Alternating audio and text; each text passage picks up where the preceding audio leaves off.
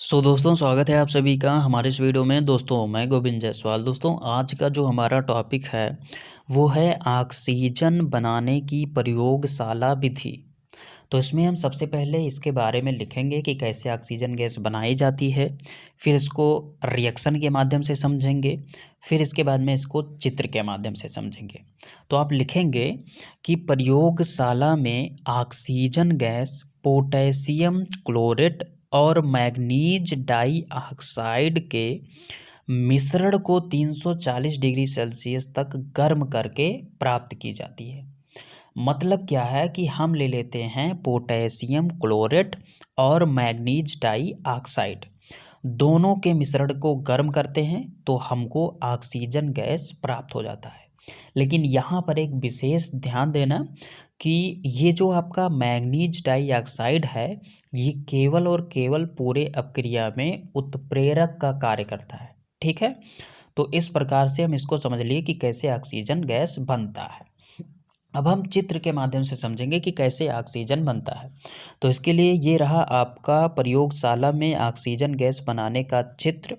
इस चित्र में कौन सा पार्ट कहाँ पर लगा है सबसे पहले ये जानते हैं, उसके बाद में फिर कैसे बनाया जाएगा उसको जानेंगे। दोस्तों अगर आप यहाँ पर ध्यान से देखें तो इसको बोला जाता है वर्नर और इसका कार्य होता है ऊष्मा प्रदान करना, अर्थात इसको जलाने पर ये स्टोव की तरह कार्य करता है। ठीक, इसके जस्ट ऊपर एक स्टैंड पर लगी हुई एक परख नली होती है। यहाँ पर आप देख सकते हैं ये एक परख नली है। ठीक, इस परख नली के आगे एक निकास द्वार यानी एक निकास नली लगी होती है। ये निकास नली नीचे आकर एक बीकर से जुड़ी होती है जिसमें वाटर भरा होता है यानी जल भरा होता है, और ये जल आधा भरा होता है। उसके ऊपर एक परख नली होती है जिसके ऊपर खाली स्थान होता है। ठीक, इतनी बातें हो गई जो कि हमने यहाँ पर जान ली।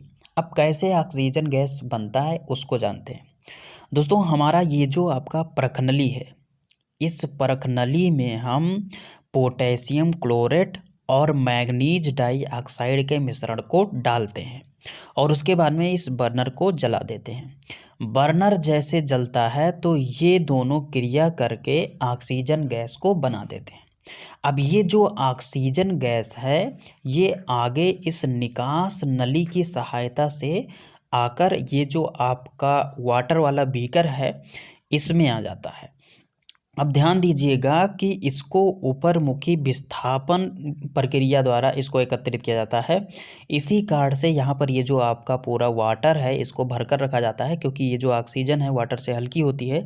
तो जब ये ऑक्सीजन गैस इस वाटर में प्रवाहित होगा तो ये वाटर के ऊपर जाकर यानी जो खाली स्थान यहाँ पर है वहाँ पर आकर एकत्रित हो जाएगा, अर्थात जल के ऊपर ये जो ऑक्सीजन है ये खाली स्थान पे आकर एकत्रित हो जाएगा।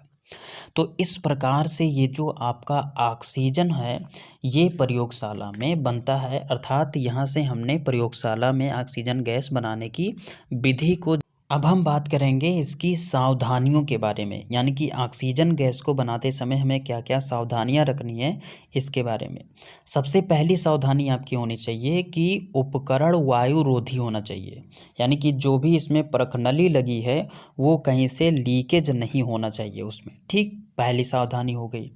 दूसरी सावधानी आपकी है कि ताप धीरे धीरे बढ़ाना चाहिए, यानी कि बर्नर को धीरे धीरे जलाना है, ताप धीरे धीरे देना है, नहीं तो आपका जो परख नली है वो टूट सकता है। ठीक है, उसके बाद में तीसरा जो सावधानी है वो है कि गैस बनना रोकना हो तो पहले निकास नली का मुंह जल से बाहर निकालना चाहिए। इससे क्या होगा कि जैसे जब गैस बनना बंद करना हो, ठीक, तो जो आपका निकास नली है उसको जल में से बाहर निकाल लेना है। अगर आप बाहर नहीं निकालेंगे तो आप जैसे ही बर्नर को बुझाएंगे जल जो है वो उस नली में फिर वापस से मतलब भर जाएगा, नली की सहायता से परख नली में आ जाएगा। ठीक है, तो इस कारण से उस जो आपका निकास नली है उसको जल से बाहर निकालना है, फिर उसके बाद में आपको बर्नर को बुझाना है। ठीक, तो ये आपकी हो गई सावधानियाँ। उसके बाद में ऑक्सीजन के गुण के बारे में अब हम बात करेंगे। अब ऑक्सीजन के गुण में हमारे पास दो प्रकार के गुण होंगे। सबसे पहला भौतिक गुण, दूसरा रासायनिक गुण। तो भौतिक गुण में सबसे पहला नंबर डालकर आप लिखेंगे कि ऑक्सीजन गंधहीन रंगहीन तथा स्वाद रहित गैस है। यानी कि जो आपका ऑक्सीजन होता है उसमें कोई गंध नहीं होता है, उसमें रंग नहीं होता है किसी प्रकार का। तो ये आपका हो गया पहला भौतिक गुण। उसके बाद में दूसरे भौतिक गुण में आप लिखेंगे कि यह जल में बहुत कम विलेय है। ठीक, अब ये जल में बहुत कम विलेय है, इसी कारण से इसको जल में प्रवाहित कर कर इकट्ठा किया जाता है। ठीक, दूसरा भौतिक गुण हो गया। तीसरा भौतिक गुण लिखेंगे कि उच्च दाब और निम्न ताप पर ऑक्सीजन गैस हल्के नीले रंग के द्रव में बदल जाती। तो ये आपका हो गया तीसरा भौतिक गुण।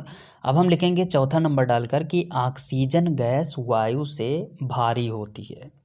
उसके बाद में अब हम पांचवा नंबर डालकर लिखेंगे कि यह स्वयं ज्वलनशील नहीं है परंतु अन्य पदार्थों के जलने में सहायता करती है। मतलब क्या है कि ये जो ऑक्सीजन जो होता है वो स्वयं तो नहीं जलता लेकिन दूसरी चीज़ों को जलाने में मदद करता है। जैसे मान लीजिए कि माचिस के तीली को जब आप जलाते हैं तो उसको अगर किसी बंद डिब्बी के अंदर खोलकर उसको फिर से उसी डिब्बी के अंदर कर बंद कर दिया जाए तो क्या होगा, वो बुझ जाएगा। क्यों? क्योंकि वहाँ पर ऑक्सीजन अनुपस्थित होगा। ठीक है, तो ये आपका हो गया ऑक्सीजन के भौतिक गुण। अब हम बात करेंगे ऑक्सीजन के रासायनिक गुण के बारे में। इसमें आप लिखेंगे कि ऑक्सीजन बहुत क्रियाशील गैस है, यह लगभग सभी तत्व से संयोग करके ऑक्साइड बना लेता है। जैसे अगर मैं आपको एक नॉर्मल सा उदाहरण दूं तो जो आपका कार्बन होता है, कार्बन जब ऑक्सीजन से क्रिया करता है तो वह जलने लगता है और जलने के बाद में वहाँ पर क्या, कार्बन डाइऑक्साइड गैस जो होता है वो ऑक्सीकृत हो जाता है। ठीक है, यानी कि कार्बन ऑक्सीजन से क्रिया कर कर जलने लगता है और वहाँ पर कार्बन डाइऑक्साइड गैस प्राप्त हो जाता है। तो ये आपका हो गया ऑक्सीजन बनाने की पूरा प्रयोगशाला विधि। आई होप कि आप सभी को वीडियो अच्छी लगी होगी। अगर वीडियो अच्छी लगी तो वीडियो को लाइक कीजिए और चैनल पर नए हैं तो चैनल को सब्सक्राइब कर प्रेस कर लीजिए बेल आइकन को, जिससे कि आपको नए वीडियो का अपडेट मिलता रहे। तो दोस्तों बस यहीं पर दीजिए इजाज़त। जय हिंद।